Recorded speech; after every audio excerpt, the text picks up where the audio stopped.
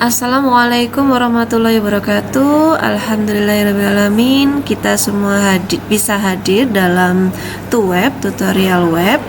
Kali ini kita akan membahas mengenai metode simplex dengan menggunakan software POM-QM. Oke, saya langsung saja. Saya harap Anda semua sudah menginstal ya softwarenya POM for Windows V4 ya. Ini sudah saya share dari awal kita pertemuan untuk cara menginstalnya. Nah, nanti Anda wajib untuk menginstal software ini. Oke, kita buka softwarenya. Kemudian setelah kita buka, kita pilih, karena kita membahas tentang linear programming, maka kita pada modul. Nah, misalkan ini hilang pada modulnya, pada menunya, maka kita bisa memilih modul, kemudian linear programming. Jangan lupa setelah linear programming, kemudian file, new. Oke. Nah, sebentar. Kita kecilkan terlebih dahulu supaya nanti Anda bisa lihat soalnya yang bagian yang mana. Kita kecilkan dulu dan nanti bisa melihat perbedaannya, maksudnya yang kita kerjakan itu bagian yang mana. Maka sama caranya, kalau Anda ingin tahu soalnya, nanti kita bisa buka kasusnya yang sudah kita kerjakan. Nah, ini bisa kita jadi dua layar seperti ini. Oke. Supaya saya nggak buka tutup ini ya, dua file ya. Oke, file, new. Nah, pada file new ini nanti Anda juga bisa kasih judul di sini, metode simplex kasus 1. Oke.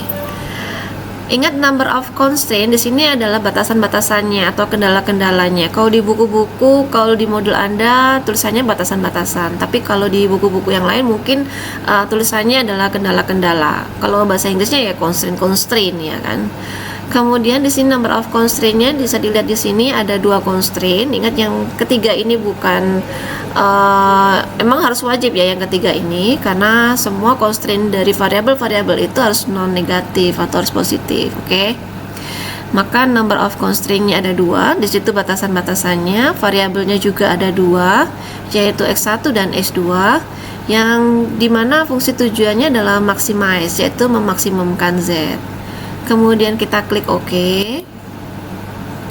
Nah, Anda tinggal masukkan di sini fungsi maximize-nya. Di sini koefisiennya untuk x1 adalah 3, koefisien x2-nya adalah 4.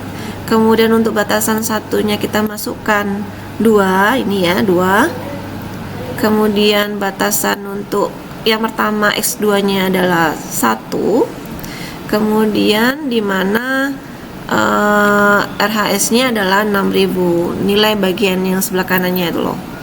Kemudian batasan yang kedua sama caranya, di sini 2. Kemudian untuk X2-nya adalah 3, maka RHS-nya adalah 9000. Oke, kemudian Anda klik saja solve. Nah, solve ini saya besarkan saja. Nah, di sini sudah ada tampilan solve-nya. Solve di sini Anda bisa lihat bahwa hasil dari iterasinya adalah 2250 ini ya. Ya, yang terakhir ini ya. 2250 untuk X1-nya. Kemudian untuk X2-nya adalah 1500 dan Z-nya adalah 12.750 ya. Kemudian ini untuk linear programming result ya. Kemudian kalau Anda ingin tahu yang lainnya, Anda bisa klik Windows. Kemudian untuk solution listnya juga bisa tersedia di sini. Solution listnya dari kasus yang pertama. Bisa dilihat sini, X1-nya adalah 2250, X2-nya adalah 1500, 500, kemudian fungsi Z-nya adalah optimumnya ada 12.750. Oke, sudah sama ya. Oke, saya langsung ke bagian ini ya. Yang ini kasus yang pertama. Oh ya, jangan lupa subscribe, oke? Kasus yang pertama, solutionnya saya sudah tampilkan di PowerPoint-nya. Nanti jangan khawatir, PowerPoint-nya juga akan saya berikan, saya bagikan. Anda bisa lihat di sini, saya tahu di situ linear programming result-nya, kemudian solution list-nya. Kemudian untuk iterasinya, nah iterasi ini kan ada 3 iterasi ini ya. Iterasi yang pertama, kedua, dan yang ketiga. Sama di POMQM juga terlihat bahwa di situ ada 3 iterasi.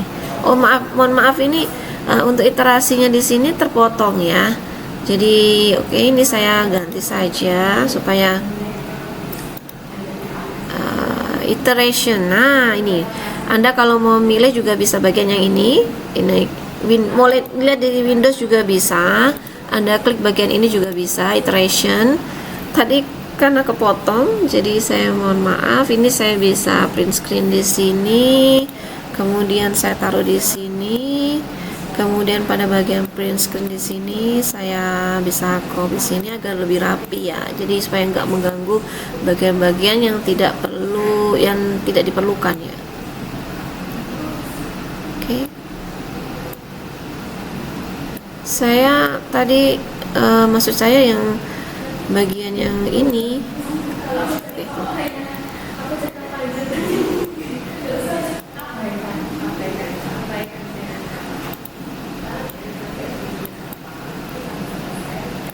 Oke. Nah, Anda bisa lihat di sini bahwa solutionnya di sini bahwa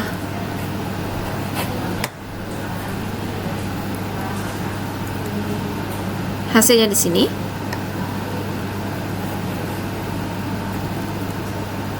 adalah berhubung pada POMQM ini tidak ada pecahan, jadi yang ditampilkan adalah desimalnya. Jadi kalau 1/4 ya desimalnya ya 0,75. Nah ini kita lihat solutionnya di sini kan yang bagian yang ini ya kan, tabel optimalnya iterasi yang ketiga sama ya. Jadi ini iterasi yang pertama, iterasi yang kedua, dan ini iterasi yang ketiga sama. Ini iterasi 1, 2, dan 3. Lalu kemudian untuk hasilnya tadi saya sudah sampaikan bahwa tidak ada pecahan pada POMQM-nya untuk outputnya, maka diberikan pecahan desimalnya 1/4 ya 0,75. Kemudian untuk X1 nya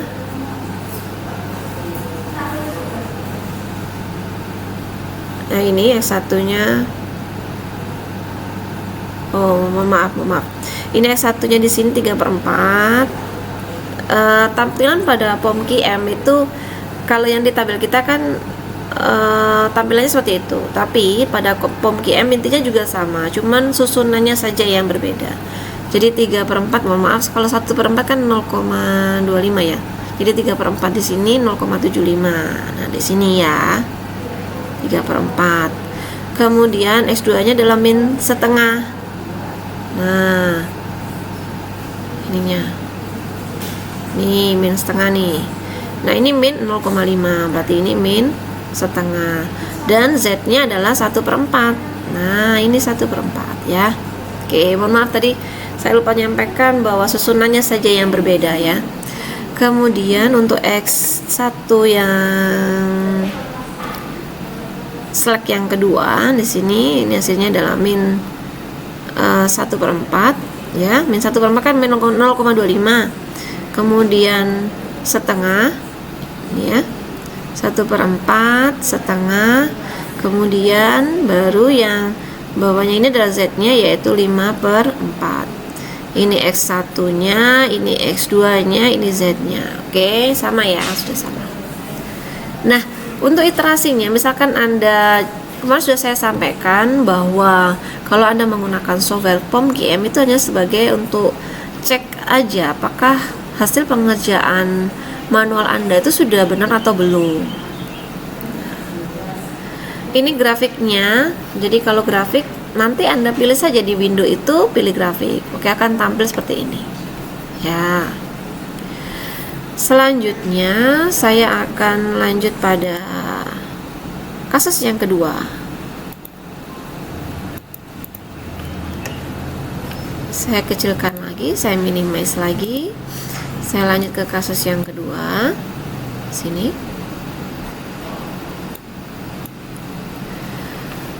Nah, ini Anda bisa file, kemudian new. Data has been modified. Save file.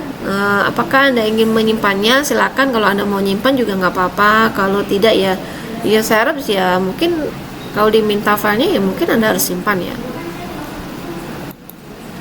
Nanti Anda. Nah, kalau disimpan di sini nanti tampilannya di sini. Anda bisa save as dengan nama yang kalian inginkan. File. Kalau mau memulai baru lagi, file, new, kemudian misalkan sudah simpan ya nanti dia akan tampil yang file new lagi ya. Nah, untuk kasus yang kedua di sini constraint-nya ada 3. Nah, bisa dilihat di sini ya, constraint-nya ada 3. Constraint-nya ada 3. 1, 2, 3. Ingat yang keempat ini tidak diikutkan memang ya. Jadi kita tambahkan. Nah, kalau mau nambahkan itu Anda bisa taruh di sininya. Klik panah yang ke kanan. Kalau mau mengurangkan, klik panah yang ke kiri. Oke. Kanan. Number of variabelnya berapa? Tetap 2 ya, karena ada S1 dan X2. Fungsi tujuannya minimize. Ini ya, meminimumkan berarti minimize. Kemudian kita klik OK. Kita masukkan seperti cara yang kasus yang pertama. Jadi ini untuk X1-nya, untuk Z-nya adalah 5, X2-nya adalah 2. Kemudian constraint yang pertama atau batasan yang pertama X1-nya, mohon maaf 2, kemudian X2-nya 1. Nah, untuk tandanya karena dia berubah tanda, tadi kan kurang dari sama dengan ya. Nah, Anda bisa klik di sini, Anda bisa klik bagian ini.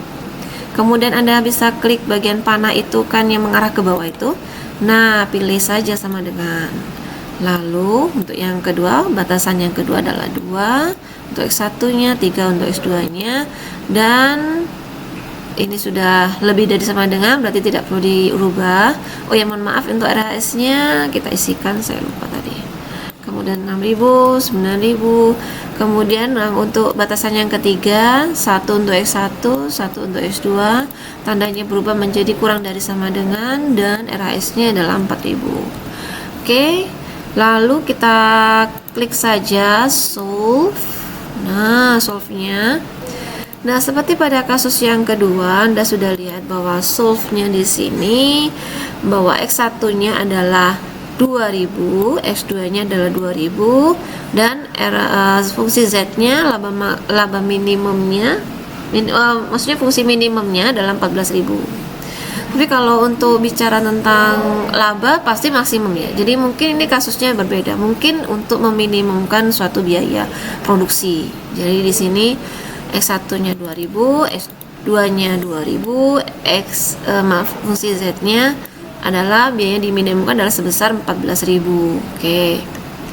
Anda bisa klik solution, tadi solution list. Nah, juga tampil di sini 2000, 2000. Lalu kemudian surplus yang kedua. Nah, ini kan sudah ada surplus yang kedua. Anda bisa tuliskan di sini ini 1, ini 2 ya untuk pengerjaan manualnya. Cuman dimodulkan 2 dan 3. Nah, surplus yang kedua itu berarti 1.000 ya. Jadi ini 1.000. Mohon maaf, ini ya 1.000. Yang ini. Surplus yang kedua 1.000 ya, surplus yang kedua ya, ini yang ini surplus yang kedua ya 1.000 ya. Oke, 1.000. Nah, ini kemudian optimal value-nya Z-nya 14.000. Ingat yang sudah ada di modul itu, walaupun angkanya negatif, karena yang ingin kita cari adalah minimum, maka hasilnya tetap yang kita tulis adalah 14.000, jadi bukan min 14.000 ya. Oke. Lalu yang kedua, tadi sudah saya klik tadi ya. Saya sudah simulasikan. Ini yang sudah saya crop, kemudian saya tempel dan sudah saya crop. Nanti saya bagikan PowerPoint-nya, jadi jangan khawatir. Kemudian untuk iterasinya, nah iterasinya di sini ini nggak bisa kecil ya. Oh, kalau kecil nggak kelihatan. Oh, mungkin bagian yang ini saja ya saya besarkan. Oh, no. Tidak terlihat ya. Oke. Oh, bagian yang ini aja. Maaf. Bagiannya sudah.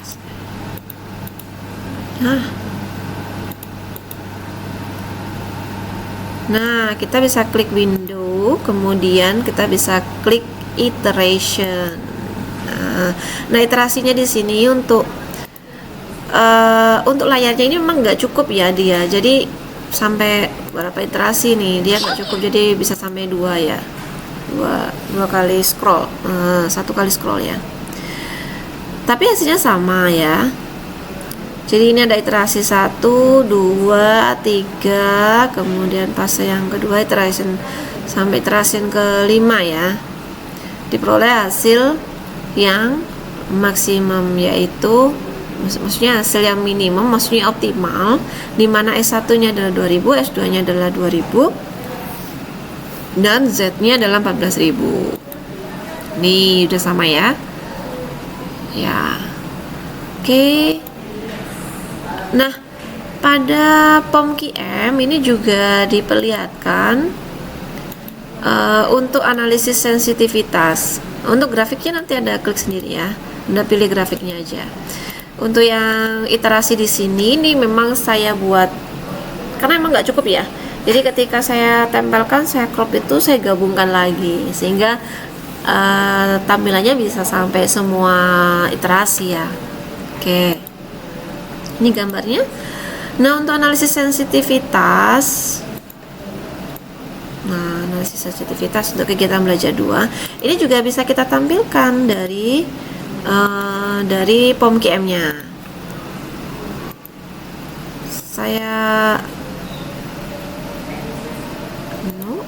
Nah, tadi maximize 22, oke. Kita masuk ke soal yang pertama tadi.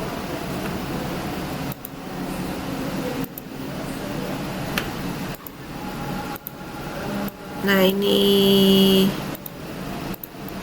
3, 4, 2, 2, 1, 6.000, kemudian 2, 3, 9.000.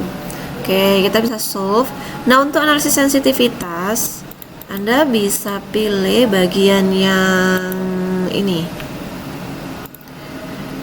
Window, kemudian ranking ya, bagian yang ranking. Nah, bagian yang ranking ini yang untuk kasus yang pertama ya. Tadi memang saya skip karena saya kan ingin menunjukkan optimal solution untuk kasus 1 dan kasus 2.